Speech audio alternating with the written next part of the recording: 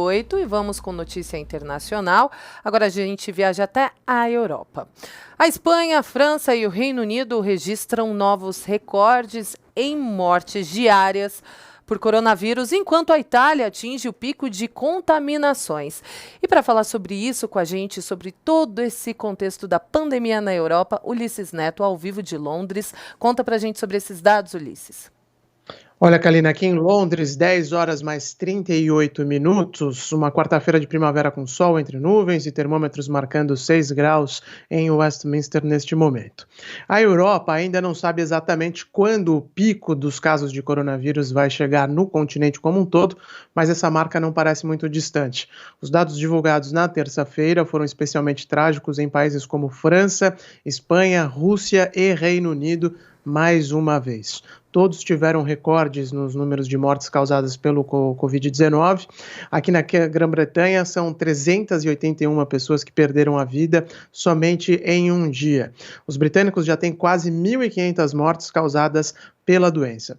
O governo da Espanha acaba de divulgar os seus dados desta quarta-feira e, infelizmente, o país tem uma nova máxima de mortes pelo quinto dia consecutivo. 864 pessoas morreram nas últimas 24 horas na Espanha.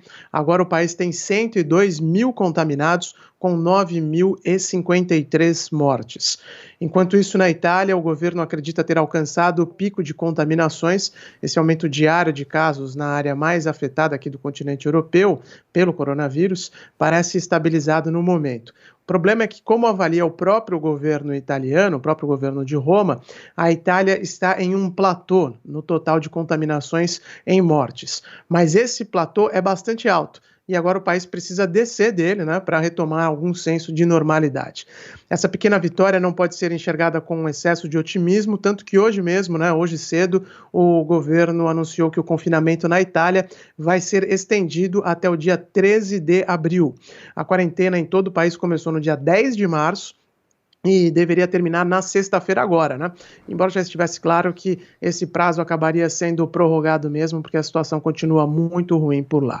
Ontem, na Espanha, o governo local anunciou mais um grande pacote de socorro econômico para a população. As medidas têm como principal objetivo garantir que a economia espanhola consiga se recuperar rapidamente desta crise. E também, é claro, fazer com que as pessoas continuem em casa, continuem confinadas, com algum senso de proteção, sabendo que o governo está fazendo a parte dele, está protegendo a população para evitar esse agravamento da pandemia. A Espanha vai gastar mais de 20% do seu PIB com as medidas de proteção da população e dos empresários, e as ações anunciadas ontem vão proteger, por exemplo, os inquilinos, não vão poder mais ser despejados e vão ter acesso a empréstimos sem juros para poder pagar o aluguel, empréstimo que o governo vai financiar. Pequenos proprietários de imóveis também vão ter suas rendas protegidas, enquanto os grandes locatários e os fundos imobiliários vão assumir parte da conta. Não vão ser todos os proprietários, como já foi até sugerido aí no Brasil em um projeto semelhante. O pagamento de empréstimos e financiamentos também será congelado para os afetados pela pandemia e, na prática, isso significa dizer que quase todo mundo vai poder parar de pagar os seus empréstimos e financiamentos imobiliários nesse momento. Os cortes de água e luz em residências inadimplentes também foram suspensos na Espanha. Tudo isso faz com que os espanhóis fiquem em casa, mas cientes de que o governo está fazendo a parte dele, como eu disse. Enquanto isso, no Reino Unido, o jornal The Guardian divulgou hoje um duro editorial contra o presidente do Brasil, Jair Bolsonaro.